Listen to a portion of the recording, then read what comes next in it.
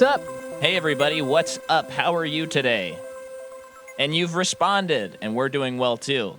My name's Micah. My name's Jordan McCaw. And we're the hosts of the Macaw Podcast universe.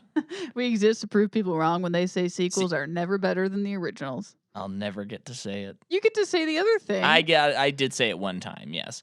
And this is the podcast where we go through franchises, one movie at a time, and we explore the good, the bad, and the ugly of it all. See our last series to really hear about that, because we covered the good, the bad, and the ugly. Yeah.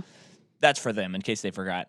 And right now, you voted on it, so you got it. It's your number one franchise of the year. It's X-Men. We're finally doing X-Men. We're doing all 13. We're doing the Wolverines. You chose them. We have to watch them against our will. Against our will, but... Kidding. Who knows? Maybe we're going to have some hits. It's possible. But we did X-Men 1 yesterday, and now we're doing X2. You mean last week? Or, yeah, that's what I meant. Now we're on X2. Which has some, it's like X2 or X2, X-Men United. I think it goes by different titles in different regions, but X2.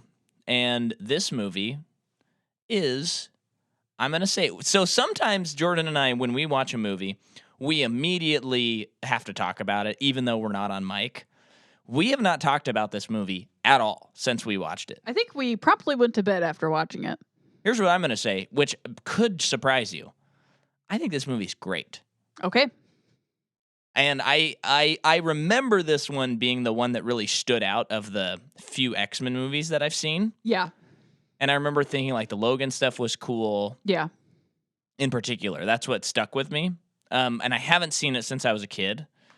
And I definitely thought it was the best of the original three. And watching it the other night, I'm like, this movie's really good. I think. Oh, and I remember the NIGHTCRAWLER scene sticking with me. Oh, yeah. Yeah. NIGHTCRAWLER is probably, sweeping statement, coolest Marvel character ever created. NIGHTCRAWLER was my fave even when I was a kid.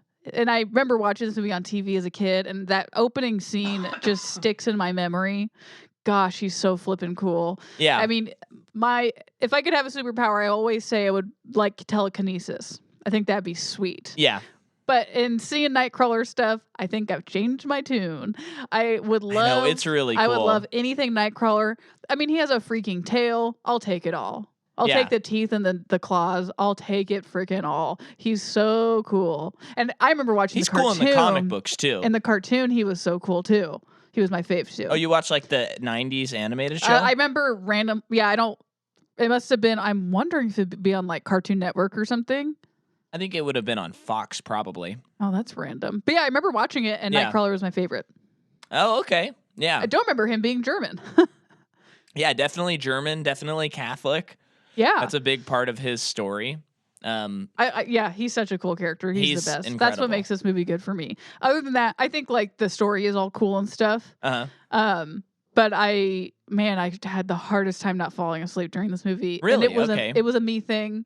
Okay. I think it's just this is my life for a season. Yeah. You're trying to get acclimated. Yeah. Well, I saw something.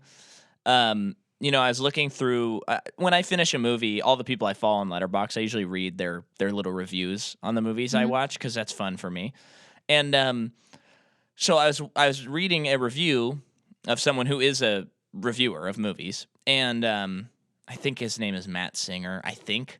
And anyway, he mentioned how this movie was the first time a comic book movie really showed what it could do in this landscape, like in a moving pictures way, because like he cited the NIGHTCRAWLER scene where it's like you couldn't read that in a comic book and it wouldn't have the same effect. Interesting. Okay. And so that's why he was like, I think this is one of the best of the superhero movies like ever, because it's the first time that someone really tapped into like we can do things that you can't do in comic books. And I think it's a good example because I really feel like all of the action sequences in this movie really hit pretty hard in a way that feels like, yeah, you can't read it on a page. Oh, cool. And I think that's one of the many reasons why this movie stands up still today. It's still standing. Yeah, like the TV show. There's a show called Still Standing? Yeah. What? CBS show, yeah. Tell me about it. I think it had the classic thing where it's like, oh my gosh, I'm married, and would you believe this? Oh, She's a woman. It's a sitcom. Yeah, and then she's like, I'm married too, and would you believe this? He's a man. He likes sports. And we're back to back on the cover, arms crossed, husband and wife, still standing. Yeah, and I think the main character wore a baseball cap. Well, now I got to know who's in it. Yeah, it's probably maybe no one you would recognize because I think they were all only in that television show. There are 2 different still standing shows. Okay. Let's look at the 2002 one. I think that could be no. That sounds right. That guy looks familiar. Mark Addy. I'm pulling it up as well. Oh, it'd definitely be the 2002 one. Oh yeah. This is definitely the one. Let's see. Here's the plot. Bill and Judy are not your average parents. The kids are the responsible ones. What's this 2015 one? Comedian and actor. Okay. You're just gonna stop. That's just about stand-up. That's not very interesting to me. The premise of it. Well, neither is the other one. Yeah, that's true too. But I think they were on the same block as like King of Queens. I think they were like back to back. Prime TV. Yeah, I mean you're gonna get some viewers if you're around King of Queens. Yeah. But yeah, no, I really, and I feel like the plot and story of this movie is really good, and it really starts tapping into the like phobia world of like if there were mutants, and like the allegory of that works a lot better in this movie. The other movie feels a little slapdash. Yeah. This one feels like, and I am such a sucker for teaming up with the bad guy. And the fact that they have to team up with Magneto rules. Oh, that's always so cool to me. And then I always love because it's like, when it ends, they're going to fulfill their motivations. Yeah. So, yeah, this one is really good. Another thing that I really noted, and we have talked about this a lot when we cover Marvel movies, and I think DC as well, is we're at this point where there are so many superhero movies. And there's so many people with powers. And sometimes I feel this way even reading comic books. There are so many powers, therefore no one has any powers. Yep. And so you're having like cosmic fights, and it's like, oh, this person shoots rays that are purple, and this person shoots rays that are gold. Yeah. But you look at that and you're like, but huh? Like, it's fine, but it doesn't have as much of an impact. And I think what this movie does really good, and I kind of wish we could go back to it in a way, is like, Pyro shoots fire. When he shoots fire, it's his strength, and his weakness. Iceman shoots ice. It's the same. It's like they all have these very specific things, and the movie does a really good job of being like, this is their power, this is their strength, and this is their weakness. Yeah. So the whole time, you're like tracking with the power sets, and you understand the hierarchy. Yeah. Of power. Yeah. And I think that's pretty essential to having like a team movie where you have not just one main character. Right. But I think nowadays it's kind of lost. It's just like every character can kind of do anything if they need to.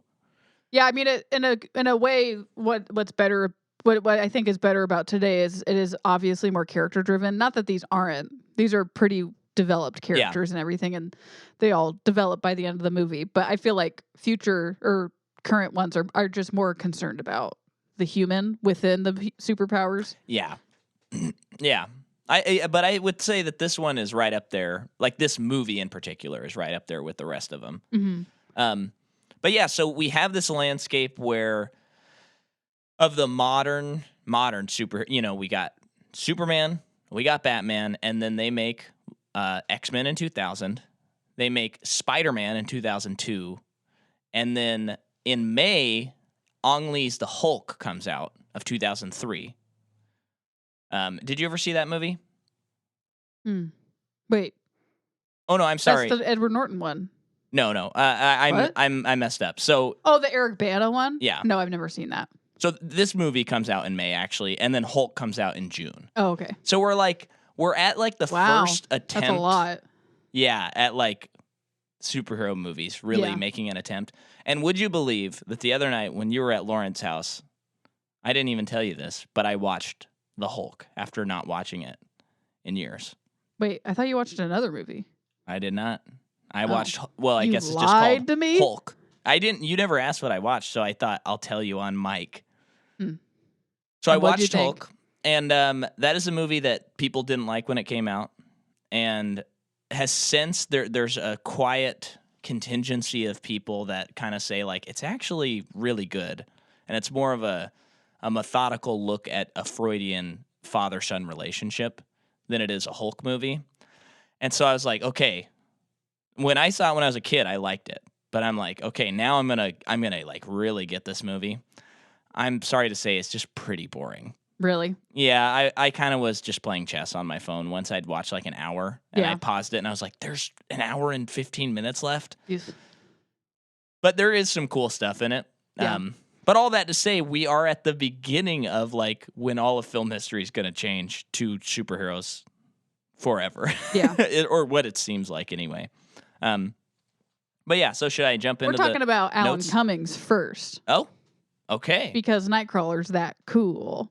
I thought of Alan Moore when you said that, and I was like, whoa, what weird story are you about to say? No, Alan Moore is not associated with any of this. No. So he's also in... Wait a second. Let me just make sure.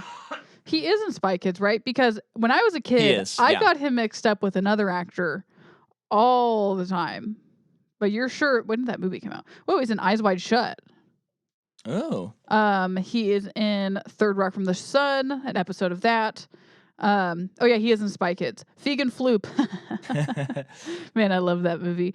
But yeah, he's in like a lot of popular shows, like ones I previously said, as well as like Sex and the City, Spy Kids 2, Nicholas Nickleby. Is it Sex In or Sex And? And. It is Sex And, okay. And then he's in the Garfield movie. He's in Son of the Mask. I feel like I'm only reading bad ones. But this guy is active. Is he doing anything? Like, what has he done recently? Let's see. He's in Schmigadoon, which is a show about the end of the world, I think. Okay, sounds a couple bad. on a back. This has Keegan-Michael Key and Cecily Strong from SNL. A couple on a backpacking trip discovers a magical town in which everyone acts like they're in a classical musical. Oh wait, I have seen commercials and it looked pretty funny, actually. Really? Yeah. And then he does a lot of voice acting. A lot. Okay. So he's in a lot of kids shows as well. And is he good in this movie? In what movie? X2? Yeah, he's good. He's really good. He's really good. I am curious how long his makeup took. I can try and look that up while you... Well, is it Alan or Alex? I'm sorry. Alan. Alan. Aaron Stanford plays Pyro. He is also in 12 Monkeys, the show, Nikita, The Hills Have Eyes, Westworld, FBI Most Wanted, and a lot of other shows, as well as Horse Girl. Interesting. Nice. Kelly Hu plays Yuriko. Oh, they cut off her name. Oyama something. Hold on. Oh, okay, Yuriko Oyama. She is Brian Cox's like right-hand person with the nails. Oh, yes. She is also in The Tournament, The Scorpion King. The Scorpion King. Friday the 13th, Part 8, Jason Takes Manhattan. And a lot of voice acting as well. And I don't know how in depth I should go here. I mean, well, we have talked about Brian Cox because of Manhunter when he played Hannibal Lecter. So, yeah, I don't know. I think we're just going to stop there then. Well, as I was trying to look up the makeup for Alan Cumming, I didn't find a time, but I did see articles that were, the headlines were just like Alan Cumming talks about how abusive the set was. Okay, well, yeah. So he said he would go home crying. Oh my god! And he said all the actors talked to the studio about how abusive the set was. Yeah. And how bad it was working on this movie. And this movie still got made. And the studio was like, "Don't worry about it. You'll make money because this is going to be a huge hit. It's just a couple more weeks." God. So as we talked about last week, it seems like the studio had no interest in being morally upstanding, which studios don't tend to do that. Yeah. Corporations don't really act morally typically. Yeah. But yeah, it sounds like they were like, okay, you lodge a complaint. I don't care. Just put on your makeup and do your job. Yeah, being here for like 5 hours. I'm sure it took longer than that to put on his makeup. Yeah. So anyway, that was something I read. So this, again, is directed by super creep Brian Singer. The screenplay is by Michael Dougherty, who did, he was the director of Godzilla, King of Monsters, and he wrote Superman Returns as well. It's also screenplay by Dan Harris, who wrote Superman Returns, the first X-Men, and the movie X-Men Apocalypse. And then also screenplay by David Hayter, who we talked about last week. The story is by David Hayter and Brian Singer, super creep Brian Singer. And then Zach Penn, who did the story for he did the screenplay for Ready Player One, Incredible Hulk. So we talked about him on our second episode ever, and X-Men The Last Stand. Cinematography is by Newton Thomas Sigel, who we talked about last week. The music is by John Ottman, who did Halloween, H2O, The Cable Guy, Fantastic Four, X-Men Apocalypse. There's a Halloween H2O. Yeah, because it was 20 years after the original, and they got Jamie Lee Curtis back, and that was a big deal. A bunch of water? I don't know, but it was like Halloween 20, H20, or H2O. Oh. Yeah. That's dumb. Yeah. Apparently, it's one of the worst ones. And it's funny because I remember when they marketed the new Halloween movie, the David Gordon Green movie, it was like, we got Jamie Lee Curtis back. This is crazy. But I guess that's happened at least one other time, but maybe twice in the franchise. So people were kind of like, we know, it's fine. We don't care. So, like, she probably won't play that character again, but it's like, I don't know. She's come back to do it, I think, 2 other times. So, anyway. The movie comes out May 2nd, 2003. Domestically makes $214, worldwide $407. And it's on a $110 million budget. So, this I found funny. It's the classic thing we talk about that's annoying that film directors always say when they make a sequel. What do they always say, Jordan? I don't know. They say, we looked to what movie because we wanted to make a sequel? Godfather 2? Close. Well, not really close, but same kind of thing. The Empire Strikes Back. Oh, duh. But I will say in what they said about it, I agree. They said, like that movie, all split apart, like all the characters are split apart, dissected, and revelations occur that are significant. Okay, that's just a thing. I mean, yeah. Empire Strikes Back was not the first movie to do that. I know. But I know franchises weren't a thing yet. It's just it's a good thing to say. It's annoying to say at this point because everyone said it when they make a sequel, but it's a good thing because it makes fans be like, oh, that means it'll be better than the first one. You know? Okay. But it's kind of stupid when people say it. James Cameron didn't say it about Avatar 2. And people are still comparing it to Empire Strikes Back. That's true. According to you. Hayter and Penn both wrote 2 separate scripts, and then they combined them, like the best parts of each. Mm-hmm. So I'd imagine one probably was writing a script about Wolverine, and then the other one was writing like the team and Xavier with Magneto and then that child, and then they were like, oh, let's combine them, which worked. And then Hayter and Singer work on another script together after that one, and then Dougherty and Harris rewrite the script. So it goes through some changes, but it's not quite like last week's episode where it was like total rewrite. It seems like they were just honing it in. And then the characters Angel and Beast were cut again. They were supposed to be in the last one. Who's Angel? Angel has big giant angel wings. Really? Yep. Okay. He's pretty cool. Who plays him? Is he in later movies? He's in the next movie. I think it opens with him. Oh, then I wouldn't cutting off his wings.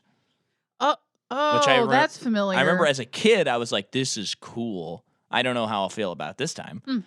And then Hank McCoy, Beast, is actually in this movie. He's in the news conference, not as Beast. But they didn't have, like, Beast in this movie. But you know who's going to play him in the next movie? Like, is he being introduced to reintroduced to the franchise? Yeah. Give me a hint. And he's in full makeup. And you know what Beast looks like, wait, right? Wait, he's I thought, the big blue guy. Holt was Beast. So Nicholas Hoult plays Beast in the new X-Men movies. Okay, but is he not in full makeup? Holt? I think so. I can't really remember. But in the next movie we're going to watch, X-Men The Last Stand. Wait, Ty Sheridan. Didn't we already talk about this? No. Oh. Ty Sheridan plays Cyclops in the new movies. It's not a young person, but in X-Men: The Last Stand, there is someone who is Beast, like fully Beast. That is, and it's not a young person. It's not a young. Is that a strange choice? It is one of the wildest choices. Why would they choose? Like, how old are we talking? When they shot the movie, probably in his late 30s or early 40s. I mean, now he's probably like 50 or 60, maybe older. Wait, so this is a movie that already came out? What? What are you talking about? I've When did this movie come out? This movie came out in 2002. Not or 2003. 2003. I'm not talking about this movie. What about the future movie you're talking about? Oh, The Last Stand? That would have been 2005, I think. I don't know. I'm so lost. Just tell me who it is. I actually didn't mean to string it along like that. It's Kelsey Grammer is Beast in the next one.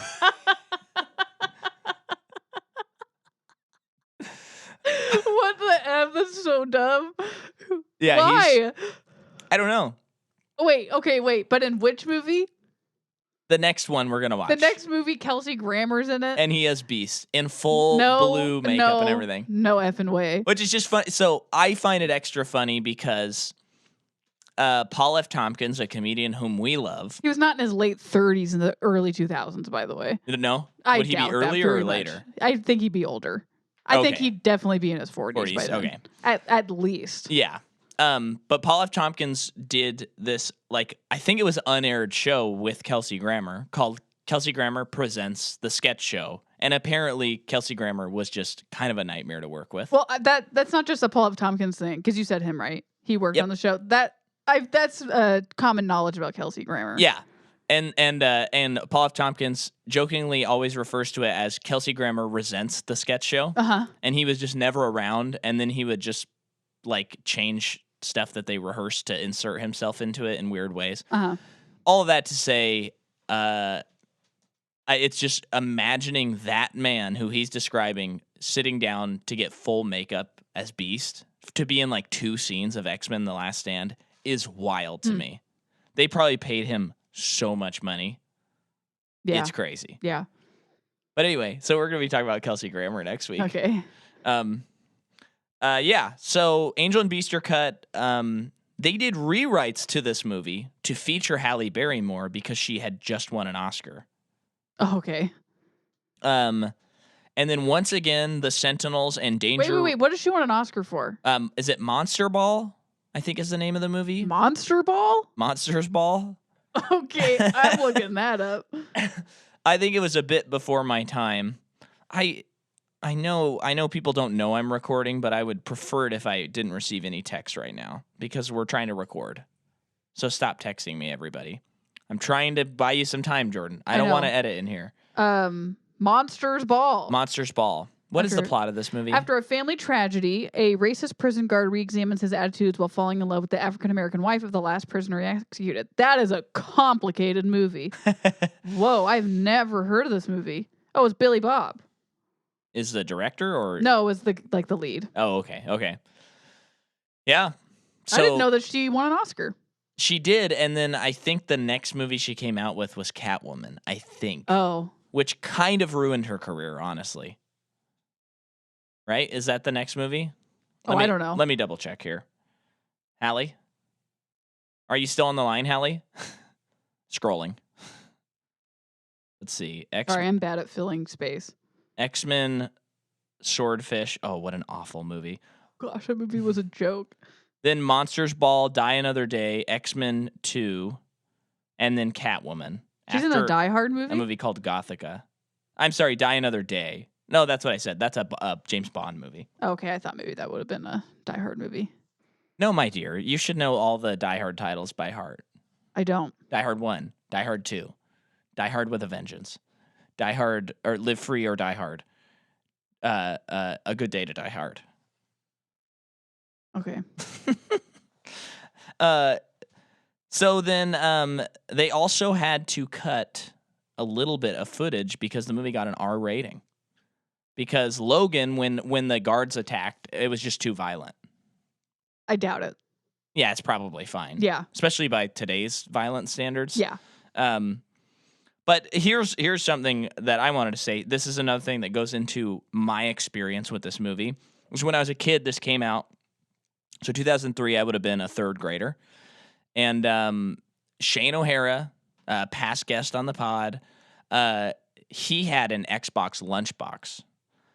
And it was Xbox lunchbox, X-Men lunchbox. X-Men lunchbox. And it was kind of like, whoa. Because there was something about the way they advertised this movie, from my recollection, at least as a child. They obviously marketed to kids if he has a lunchbox. Yeah, but there was something about it, and maybe it's like Wolverine looking so intense, that made me think like, oh, this is like adult stuff. Yeah. And maybe that's because, I was like a total softie. But so it was kind of like, whoa, there's a kid at school, and he was a new kid. That was like when he first started going there, and it was like, this guy's walking around with an X-Men lunchbox. And I talked to him about it. And he was talking about how this is what I remember, but my memory may be failing me because I was trying to find it and I couldn't find it. But I remember him talking about how there was X-Men 2 and then there was X-Men 2.1 and that was the rated R version. Oh, the director's cut or the unrated Yeah, version. and of course, he was like, I've seen them both and we own them. And it was like, that's like, this new kid is unhinged. So anyway, that's my first, I think, understanding of X-Men was that interaction with Shane. And maybe it wasn't even the advertising. I think it was just the poster to the movie that was on the lunchbox that kind of made me be like, that seems like intense, like too much for me. So anyway, nice. That's all. Yeah. Should we jump into the movie? Yeah. You got? We did actors. Yeah. You got anything else? What would I have? I don't know. I got nothing. Okay. So once again, this movie starts with crazy effects, and it's like somehow worse than the first movie, in my opinion. Yeah. And I liked it better, but I can't define why. I know we're only on movie 2, but I can't wait to find out. I hit my elbow on the desk. Okay. Sorry, go ahead. I can't wait to find out of all these movies how many times they explain to us what a mutant is. Like as narration? Yes. Because I would imagine all of them to some degree explain it. Because we got it at the beginning of the first movie, we got it at the end of this movie, but we also still have Xavier narrating stuff, which I think is kind of similar at the beginning of this movie. Right. We get it. We know what they are. I know. It's very strange, and it's probably, I mean, hey, this speaks to the quality of the movie. This is the worst part of the movie for me. From here on out, it just goes. Okay. And guess what they do? They tell Halle Berry, drop the bad accent. They do. Great choice. Yeah. What's her face? Rogue? Yeah. Is still doing kind of an accent, but I feel kind like of she not. actually is not given enough lines to do the full accent. Which is like, thank goodness. But then we have what I would put up as probably top 10 comic book scenes in a movie ever, probably. This scene with Nightcrawler breaking into the White House. Yes. It's incredible. He's a teleporter, and of course he bamfs. What does that mean? That's the onomatopoeia they write in the comic books. For teleportation? Yeah. Wow, that's cool. And I was trying to listen, and I was like, I think I was trying to think of like how much time they probably spent trying to make a sound that sounded like bamf. Yeah. I think they could have gone a little more bamf with it, but it was cool. And he disintegrates into like a blue dust cloud that's left there, and it smells like brimstone. They don't mention that in the movies, but it does. Yeah. Dang, this character rocks. Yeah, so everybody kind of... Are there any Nightcrawler solo comic books? I'm sure there are. Man, he's cool. He's very cool. But yeah, the brimstone match with what he does and what he looks like, it causes like people who don't know him to think he's like some sort of devil. And so that's that part would of... make sense. Yeah. That's part of the interesting irony too, where he's like, people think I'm a devil, but I'm a Catholic. I'm a devout Catholic. Man. This is one of the most complex characters Marvel has ever created, in my opinion. He's amazing. I love Nightcrawler. Man, he looks so... I just cannot get over how cool he looks. And he does have, like, what I don't know what it's called, but his tail is like... It's not like spiked at the end. Yeah, which also looks like is very a devil. devil-like. Yeah. And he has cloven feet. Yeah, well, I don't know if they're cloven. Or not cloven, but it's like... But they're like... giant, like, toe monster things. feet. Yeah. Yeah. He's awesome. He's so cool. I hope. I don't know if he's in the future movies. I think he's in the next one. Right. But I mean, like when they do the new X-Men movies, I don't know if he's in it. I don't know either. Obviously, I wouldn't know. I wouldn't know because I haven't seen them. But I think I always thought that he was. But I think I just kept seeing the Beast character on covers of movies, and for the longest time thought that was Nightcrawler, like a redesign or something. Yeah. Yeah. But yeah, so this sequence is just really incredible, and I think the special effects like absolutely hold up to today. Totally. And you're having like wide slow motion shots where he's bamfing all over the room and appearing and you know, I don't know how they did that. Because you're making like a seamless shot that clearly has like, you know, 30 shots in one shot. I know. And it looks amazing. Yeah. And it's just kind of like, holy cow. Yeah. I mean, as far as X-Men movies, of the ones I've seen, I don't think any of them have a scene that's even close to this cool. But what is that? We were talking about it with this movie. I feel like we were. Maybe it was another movie. But whenever you have such a strong opening scene, such as this one in a movie, it sometimes can put you at a disadvantage for the rest of the movie. That is true. Yeah. We were talking about that in Puss in Boots. Because I thought the opening to that movie was so strong, and then it never reached those heights again. Yeah. But that's a really good movie. It's fun. But yeah, so this one opens like that, and he attacks the president. He's about to stab him. Yeah. And then he gets shot, so he runs away. Yeah, and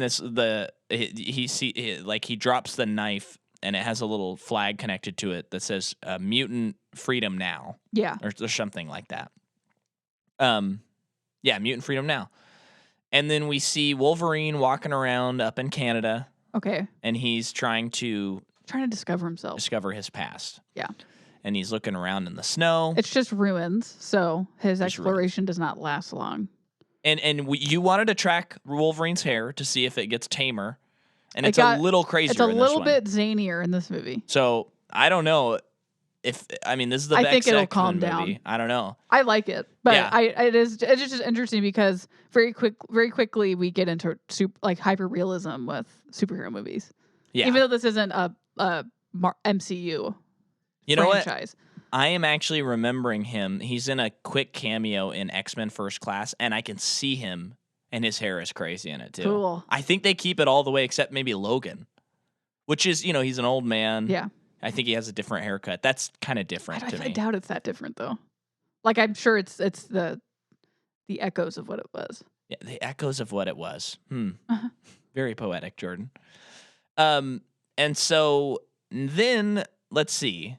This is tough to review my notes here. I mentioned that Storm drops the accent, and then I wrote Jean's powers are starting to get out of control. Oh, we're at the museum with all the children. Yeah. So the children of the youngster school are on a field trip at the Natural History Museum. Yeah. And so I guess Jean's powers are going nuts. That's what's happening. Yes. Okay, so she's standing there and she's hearing like everyone's conversation in the So museum. it's like she can't control it. Yeah. And now I know popular opinion is that they do not do the comics justice of the Phoenix Dark Phoenix storyline. But as far as what I remember and what this movie does, I'm just going to talk about this movie. I think they're setting it up so well. Okay. Because she's starting to have her powers go crazy a little bit. We're having scenes like this, and then the scene where she like makes the missile go away, where she's exerting a ton of power. And then she's kind of like consumed by the power at the end of the movie. So is there something that like awakens within her? Yeah, in the comics, she gets, in like there's like a cosmic storm or something that the whole crew is like bathed in. But I think they're all safe, but she's like outside of the ship. She gets bathed in it. And then instead of dying, it gives her this like renewed power. Whoa. But I so it does become uncontrollable. Absolutely, yeah. And then I can't remember how she dies, but they're forced to either kill her or she dies because she's... But does she come back in the comics because she's Phoenix? She does. But actually, when I was reading them last, and I think according to Chris Claremont, he never wanted to bring her back. Oh, interesting. Because I think she dies, comes back as the Phoenix. Oh. And then they have to kill her. Yeah. Or she gets killed.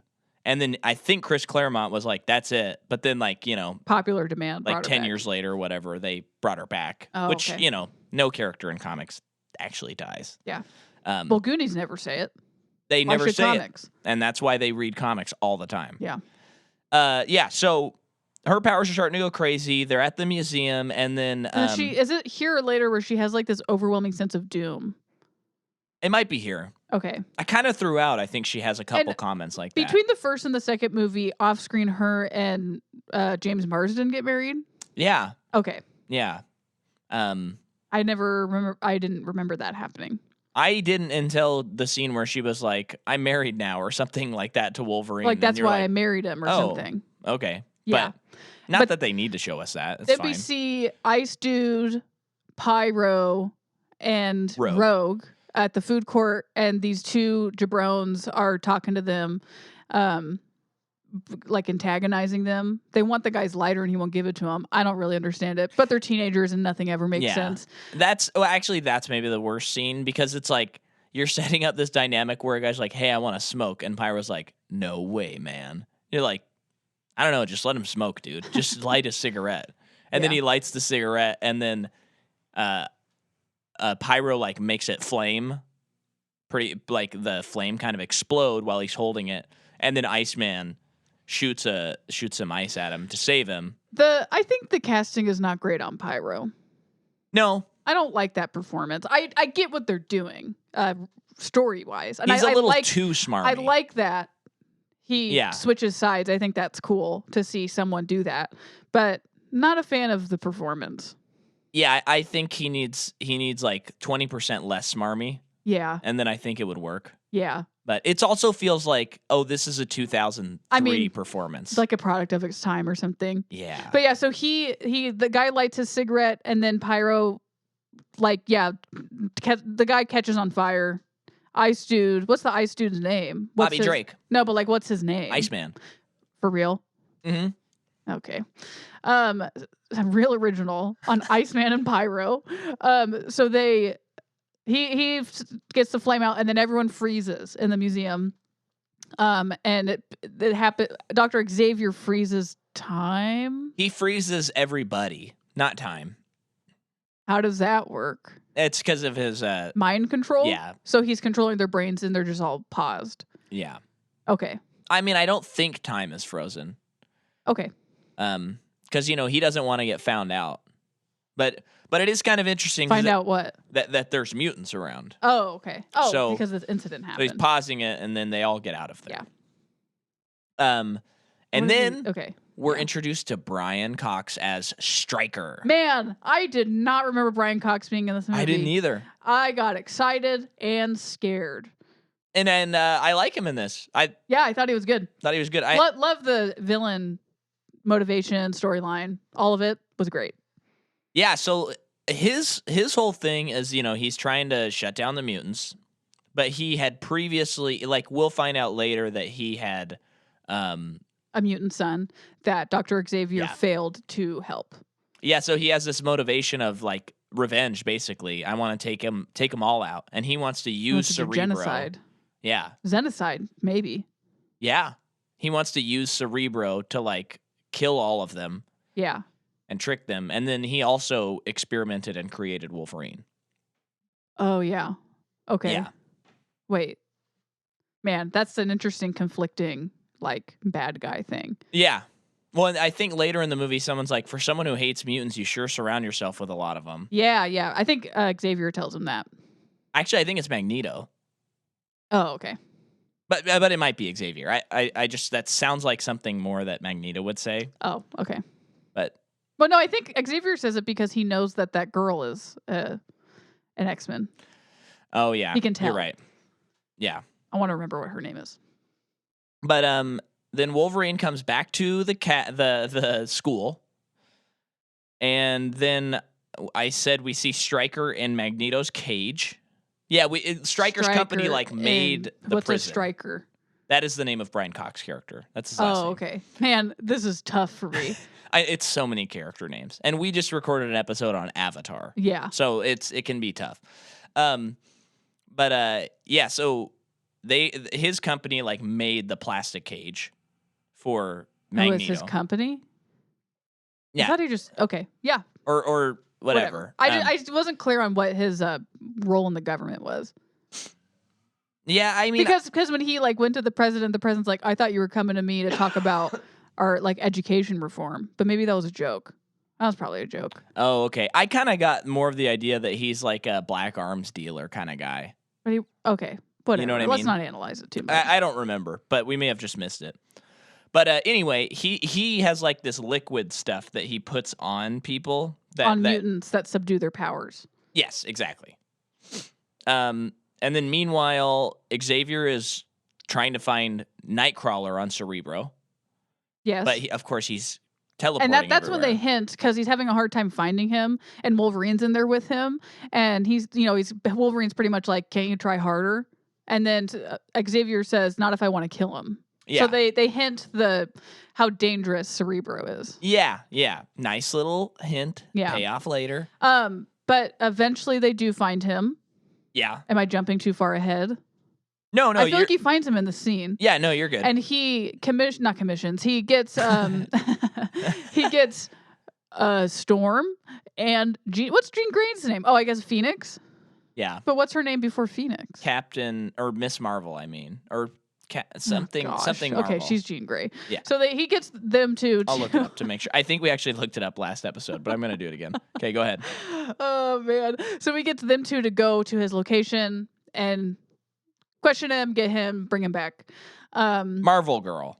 Oh gosh. Okay. No, but you got to think about it like this. They're making so many comics in the 60s. No, I know, but I can make fun of the names. I cannot like them. But I mean, they used to call her the Invisible Girl as well. Iceman. So it was a while before they started calling them women, which is, that's where the subtle sexism reaches in. But yeah. Okay, but while they're doing that, so by this time Wolverine comes back from his which I journey. mentioned. What? I mentioned Wolverine's back, so you can skip that. Oh, well, they tell him to babysit. Right. And he meets Rogue's BF, Iceman. Yeah. He's cool. And it's a fun, like, Iceman is, like, jealous of, well, no, he is. He is jealous of Wolverine. But I don't think it's in a, like, because of his girlfriend. Like I don't think that he and Rogue have any kind of, like, love connection, because it's an obvious father. Yeah. Daughter connection. But he's obviously very, like, jealous of Wolverine, I think, because of how much she cares about him and loves him. Yeah. But I do like their moment. So, like, it's in the middle of the night. Okay, so here's a question. I got lots of comic questions. Yeah, let's go. So it's the middle of the night. Wolverine wakes up because he's having bad dreams about his past. Yeah. So he goes downstairs and there's a kid watching TV and he's like, can't sleep. And the kid said, I don't sleep. Yeah. Who is that character? I don't know. Oh, okay. I just want to know if that is that his mutant ability. He just doesn't need to sleep. Yeah, probably. And then some of the mutant abilities aren't as exciting. But then he goes to the kitchen and Iceman's there. Probably eating ice cream. What else is Iceman doing but eating something cold? Yeah. I do like when Wolverine, they kind of have that moment. Yeah. Where it's like, hey, you're a cool guy. I'm a cool guy. Let's be friends, basically. Yeah. And Wolverine's like, are there any beer? And he's like, it's a school for kids. Yeah. And then he goes and he finds a bottle of Dr. Pepper and he holds it out to him. And then Iceman makes it cold. Touches it and makes it cold. Yeah. And it's like, oh, that's cool. And then we learned that Iceman's parents, I hate that we're calling him Iceman, but Bobby Drake, if you prefer. I just hate that name. It's just so obvious. Bobby Drake? Nope. Okay. But the look Jordan just gave me, folks. So we learned that his parents just think that he's at a prep school. So they don't know that he's a mutant. Yeah. So that's interesting. Of course, it makes me think, like, how many of these kids' parents know that they're mutants or not? Mm-hmm. I wonder if they'll explore it in this movie for Bobby Drake. Probably not. But yeah, they're having their moment, and then while that's happening, the house is being broken into. Yeah. By Brian Cox's crew. Yeah, and Wolverine gets some good action sequences. He does. And seeing him like really angry, really stabbing these guys, it's no wonder that people like just absolutely love Wolverine and Hugh Jackman as Wolverine. The first guy that he has an encounter with is at the fridge, and his claws go out into the guy's sides. Yeah, and that guy's scream is so good. Let's use that as a Foley, not Foley. As the let's Wilhelm scream, like a use Wilhelm that. scream thing. It was just a great scream. Well, and now would be a good time for me to suggest for any of you people who like to read comics, there's a pretty fun short series called Wolverine Red, White, and Red, White, and Blood. I think it's something like that. It's just 3 colors, and the colors are black. I think it's black, blue, and red, I think is what it's called. And I think it's like 5 or 6 issues. And they're like, missions, like previous missions that haven't been recorded. Like little side things. But what's really, really striking is the artists only use white, red, and black. Cool. So the comic just reads really interesting. And then they're really, really violent. Yeah. And there's a ton of blood and stuff. But like the way it's all set up, it's just really gorgeous. Yeah. So it's a very fun read. Highly recommend if you like Wolverine or X-Men.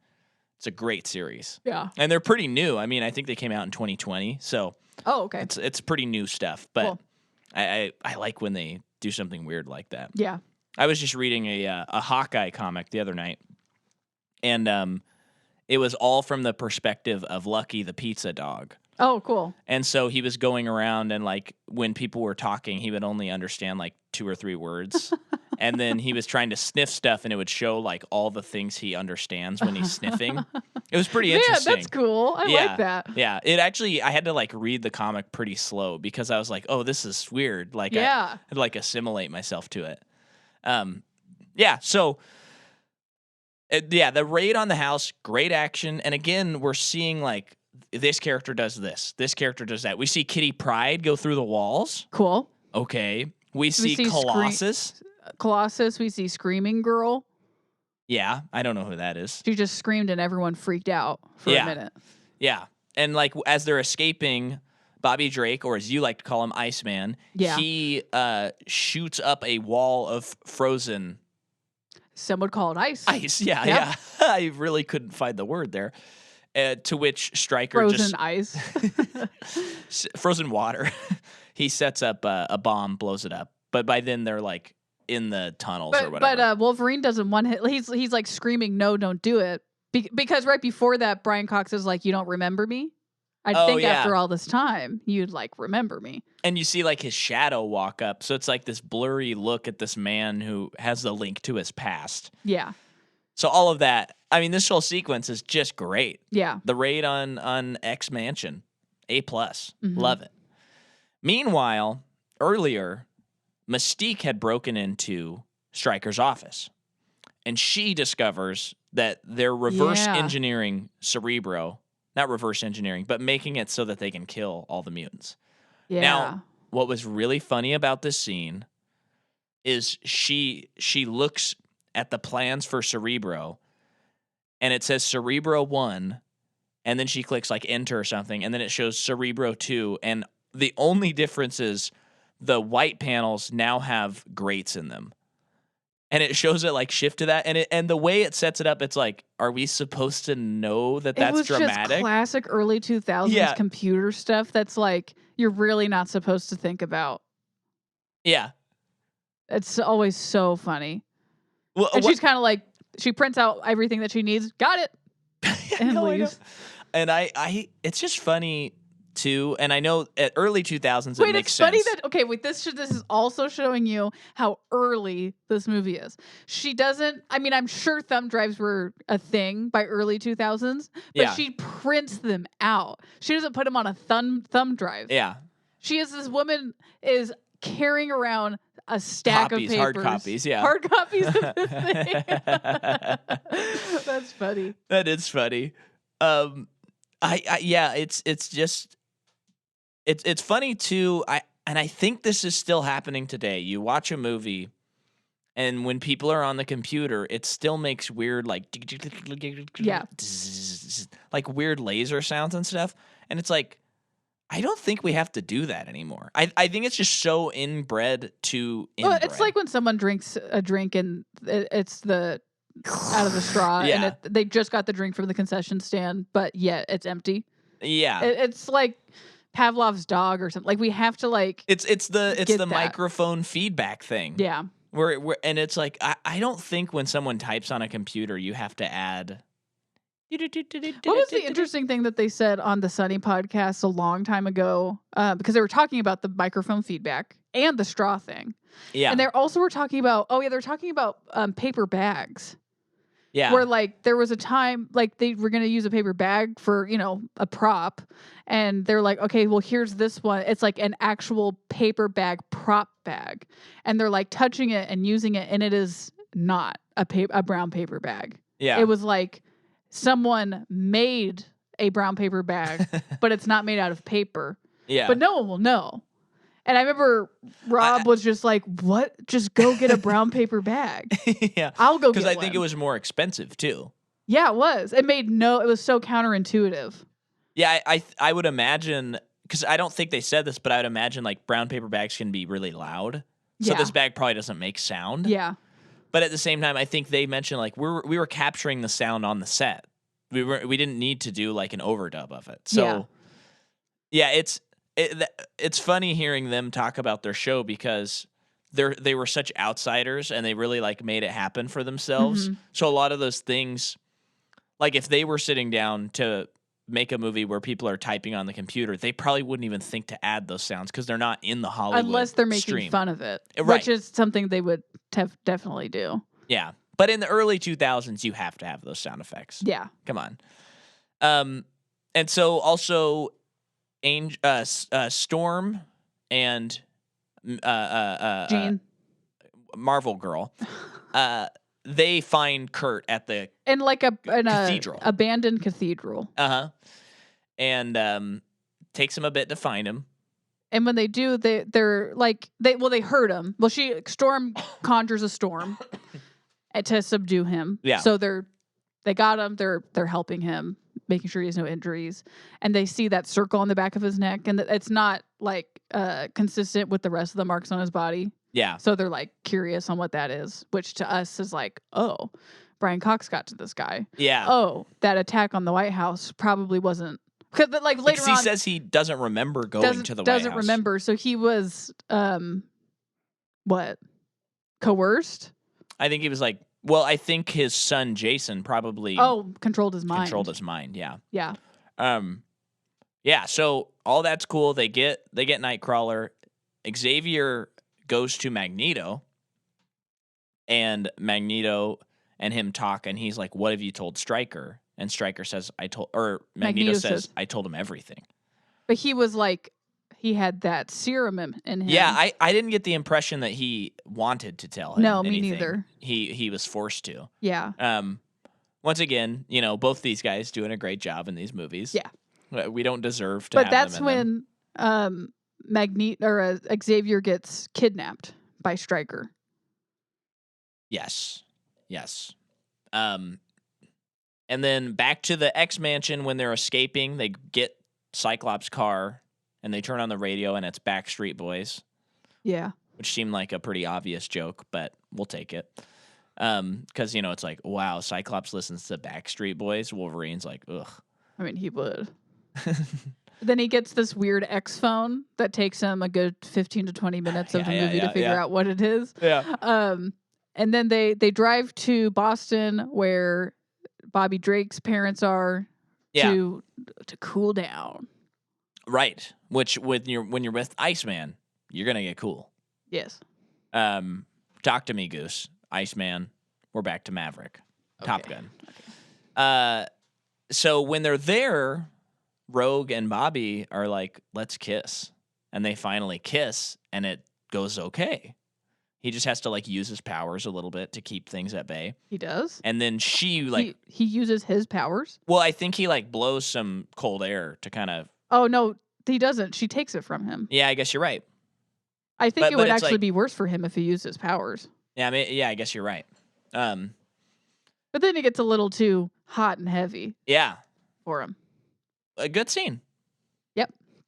And then... Is it the next movie something horrific happens with her? I don't remember her in any of the movies except for X-Men 1. Okay. So... Okay. But I'm sure she's in it. Why would she not be? Yeah. Has True Blood started yet? Oh, gosh. She was like the star, right? Isn't she the main character? I mean, I've never seen it, but I do know that she's in it. Is that the show that Skarsgård's in? I think he's in one of those vampire shows. He's not in Vampire Diaries, is he? He's in one of those. Maybe he's in both. I don't know. He's got the vampire build, I guess. I mean, True Blood was like a Showtime mature show, so that would make... they had sex in that show. Yeah. I remember my sister watching it and walking into a room, and I was pretty young, and I was like, whoa, that is a crazy show. Anyway, so then Mystique goes to a bar, and we see Hank McCoy, Beast, on the news, and she starts telling this guy, yo, what up, let's do it. Sexually is what she's referring to. And so to the security guard that works at Magneto's cell. And so she goes into the bathroom stall, and he's like, isn't this a little dirty? And she's like, don't you like dirty? Come on.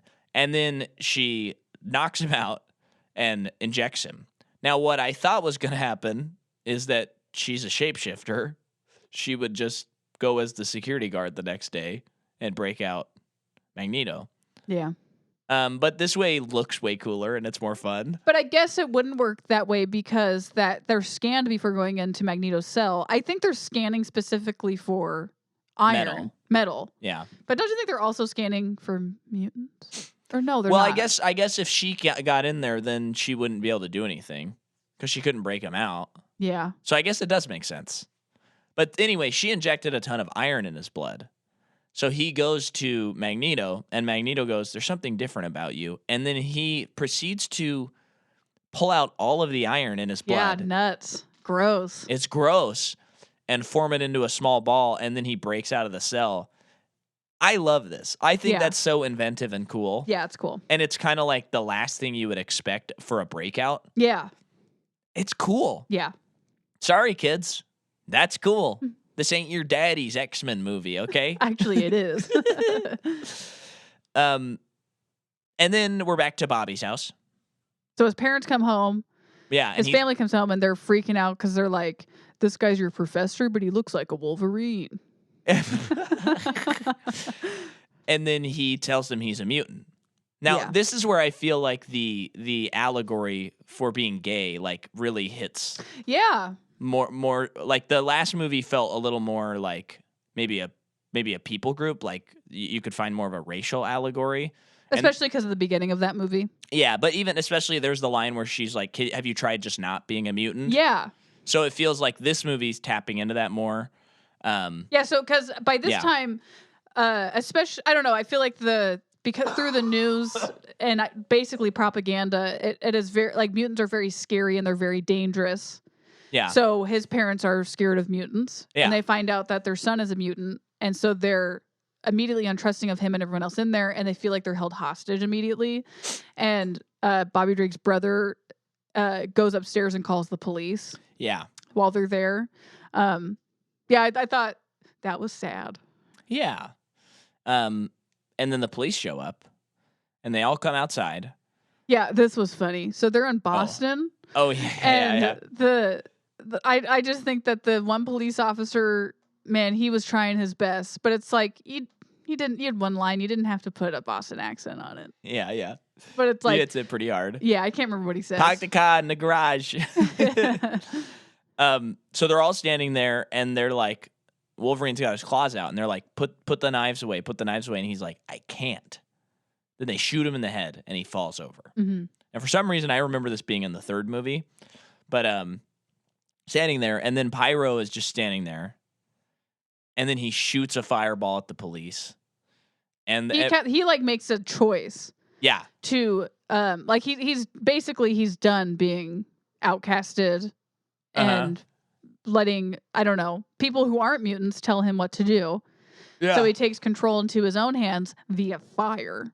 And I had read that the cinematographer and a stuntman almost died during this sequence. It looked really intense, this scene. So, yeah, I guess it was a nice set to work on. Yeah. But yeah, so all of this stuff is happening. They're like blowing up the police stuff. I think the action's really clear and cool. And again, it's like powers are being worked the way they need to be worked. And I like how Rogue to get Pyro to stop because he's going to do irrevocable, is that the right word? Yeah. Damage. She touches him to get him to stop. Awesome. Yeah.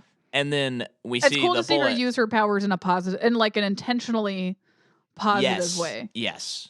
And we see the bullet fall out, like heal out of Wolverine, and he gets up. Yeah. Very cool. Yeah. And then Storm and Jean show up in the jet just in the nick of time. Yeah. And they go. Hi, I'm Nick of Time, and you're watching Nickelodeon. Could that be? Is that a bit? No. Oh, okay. And so now there's like all these missiles chasing them, and there's just like tornado jet flight. It looks exactly as good as Top Gun Maverick. Storm started the tornadoes. Yeah, it looks just as good. There are two pilots chasing them and demanding that they land. But they're not going to do that. So that's when Storm brings out all those tornadoes, and then one of the jets fires 2 missiles. So now they're outrunning those, and that's when Jean. She's able to stop one missile, but not the second missile. Yeah. Well, I feel like she stops it like at impact. Like I feel like it would have done worse damage. But maybe I'm wrong. And she's like, and that's when we're seeing the powers are kind of like, and her eyes light up kind of like fire, like the Phoenix. So, she's kind of losing control, but gaining control, like gaining more power and having less control over it. That's what I mean to say. And then Rogue flies out of the airplane because they blew up the back half. And then Nightcrawler grabs her, teleports back in. Cool. Again, this is cool stuff. Yeah. And then... by the way, I'm just not realizing this. James Marsden had nothing to do in this movie. They subdued him so early on. Yeah. And he's kidnapped most of the movie. Who kidnaps him? Brian Cox, because he goes to Magneto with Professor X. Oh, yeah. He doesn't get saved until well into Act 3. You're right. But while this is all happening, Xavier is in Canada where X-Men was, where Wolverine was. Yeah. Wolverine, a little dumb in his investigation skills. He goes there and he's like, it's just a bunch of ruins. I'll go home. And then someone says, you didn't think to look underground? It's a fortress. Well, it's weird because when they land too, they immediately walk in. I know, he didn't ask for help. It's like, maybe we just shouldn't have shown Wolverine at the beginning of the movie looking for this. I know, it was a little dumb. Because he's not very smart. He's dumb. And he has that nose. He would have smelled that people are around. Nose? He can track stuff like an animal. Wait a second. A Wolverine? Like a bloodhound. Oh, no, Wolverine. Yeah. So Professor X is in the bunker of this fortress where Brian Cox has him, and Brian Cox's son is still alive. He's lobotomized him, so he's completely defenseless, can only do what his father commands him to do. And what his son, I thought this was a pretty cool scene. So he's telling Professor X, you failed with my son, and you sent him back to us. And it sounded like his son was pretty scary. Like he was starting to control his parents' minds. Yeah. And put destructive thoughts into their brains to the point where his mom took a drill to her head to try and get the thoughts out. That's dark. Yeah. And so Brian Cox's solution to that was to lobotomize his son, but he still uses his son's mutant powers. So he's going to use his son to force Professor X to use Cerebro for Brian Cox's wishes. Yeah, I'm remembering as you're talking about that. I believe I've read about this character. Yeah, I think I have, and it's not very helpful because I don't remember what he did. But yeah. It's cool. He was cool. Wow, that's so interesting. He was cool. I can't believe you told us all of it. I shouldn't have brought it up because I thought I'd have something more clear. But we're gonna blow past it. Let's just stick to the movie. Yeah, but so all of this is really cool. I like how they're showing him manipulating Charles, and I like that he, like you talked about, he doesn't have like his hands out or anything. He's just sitting there, Jason, like he's just brain staring at dead, him. basically, just staring at him, and it looks very like, uh-oh, something's wrong. Yeah. And so now the team knows they have to team up with Magneto. Yep. To take out Stryker. And now it's, let's attack this base, right? Yep. Mystique continues to be the MVP, in my opinion. Nothing gets done without her. Because the first thing, what she has to do as soon as they get there is she barricades herself in the like security room, the computer room. Yeah. And finding out where Professor X is, but she's also, she's finding out where Cerebro is. Yeah. Within this thing. And without that, we got S. That's true. I also forgot to mention in the scene before, Jean and Wolverine have a heart-to-heart. Oh, yeah. Basically, like, we can't be together. You know, that's how it is, okay? Just get over it. And then Jean walks into his tent, and she's like, I can't resist anymore. And then he realizes with his nose, he's like, wait, you're not Jean. Why did Mystique come onto him? Well, see, this is what I kind of like is they're hinting at this idea that Mystique is very lonely and alone. Okay. And so I think, it seems like because she is a master manipulator that she's doing it to get something out of him. But I kind of read the scene as like she just wants a connection with another person. But she doesn't know how to do that in her own form. Yeah. And so it's just because, she says that thing where she's like, I can be anything you want me to be. Yeah. I like when Nightcrawler... So I think it's kind of a cool scene. I like in that part of the movie, Nightcrawler, who also looks just not even like a human, like Mystique, asks her, he says, you could be anyone you want. You could look any way you want. Why do you choose to be in your original form? Yeah. And she says, because I shouldn't have to be anyone else. Yeah. I should only get to be myself. I liked that a lot, which is like Magneto's whole thing. Yeah. But then the irony is like when she wants to connect with someone, she isn't herself. Yeah. So I think that scene's really good. Mm-hmm. And we also find out that Nightcrawler has a tattoo for every sin he's committed. Yeah, it's like angel markings. Yeah. And man, I'll say it again, and I'll keep on saying it. Nightcrawler's cool. Nightcrawler is cool. I think I'm a little bit of a sucker. We're pro Nightcrawler on this podcast. Can we say that openly? Micah, I think, we don't agree on a lot of things in our marriage, but... We don't? I'm just kidding. But we can agree on that. Well, I think I'm a sucker for... and I'm not Catholic, but anytime in movies when a character is starting to recite the Lord's Prayer in moments, I don't know, I like it. Yeah, like later in this movie, in the big climactic moment of this movie, he starts reciting the Lord's Prayer because he has to teleport where he hasn't been, which means he could like land on I'm a not wall even talking about or something like that. I'm talking about when Jean is is saving everybody. He's reciting the Lord's Prayer. Yeah, I think it's the Lord's Prayer, but I like it. Well, the other scene I'm talking about when they're breaking in to Cerebro. Yeah, he goes, the Lord's my shepherd, I shall not want. He makes you yeah. Or that's not the Lord's Prayer. He says, how does it start? I can never remember. Oh my gosh. Oh my gosh. I'm a church going guy. I can't believe this. Let's look it up. Mike is screaming right now. Our pastor is listening to this, screaming at us. Wait. Our Father in heaven, hallowed be thy name. Thy kingdom come, thy will be done on earth as it is in heaven. So he says something like that, and then he teleports and he finishes it. And I thought that was cool because it's like in mid-prayer he teleports. Yeah. Anyway, yeah, he's the best. So yeah, he takes Storm. He takes Storm. You just sent your microphone flying. He takes Storm into Cerebro, and by that time, Xavier is pretty lost in the world that Jason has created.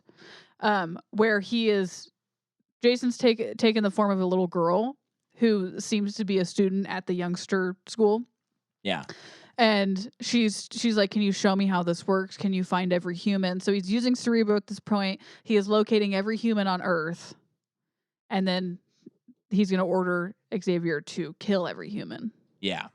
And then Storm and Nightcrawler are in there, and Storm's trying to get Xavier back. She uses a storm. Oh no! When they get there, it's just the girl. Like Jason's created all of this, so they don't even see Professor X, even though they know he's there. And the little girl is trying to stall for time. And then they eventually get him. Yeah. But then I think Magneto tells Jason to kill all the humans. Yes. In Cerebro. Yes. And so he starts doing that. And I actually don't remember. Oh yeah, sorry, mutants. I said humans before, but yeah. Well, but at first they're trying to kill all the mutants. That's what I said, humans that time. Oh, I see. Let's see. Jean and Scott fight. And then Jean and Scott fight? Yeah. I don't remember that. Well, whatever. So by this time, Brian Cox is out going to escape because his plans failed. Yeah. Wolverine catches up to him. Well, before that, Wolverine has a fight with that one girl who has the claws out of her fingertips. I think is the character's name. Yeah. Yeah. So yeah, and that's a good fight. It is, and she's a Wolverine, more or less. Yeah, she's got adamantium bones. I think Brian Cox even claims that she is a superior version of him. Yeah. Because she can heal herself too. Yeah, and that's a great moment when he gets her and then she heals, and it's like, oh crap. Yeah, that was a cool fight scene, and it ends with him injecting more adamantium into her, and I like that she just sinks right to the bottom of and you hear her go thing that she's in. Yeah. Like and then it's like coming out of her eyes and nose and mouth. Ew. Yeah. Zoinks. Yeah, Magneto redesigns the Cerebro, and then they're gonna kill all the humans.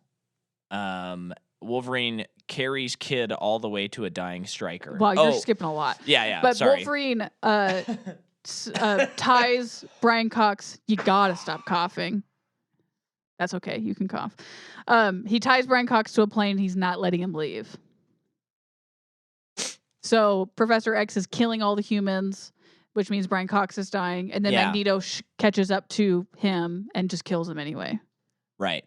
No, he doesn't. No, he strings him up. He does. Yeah. Yeah.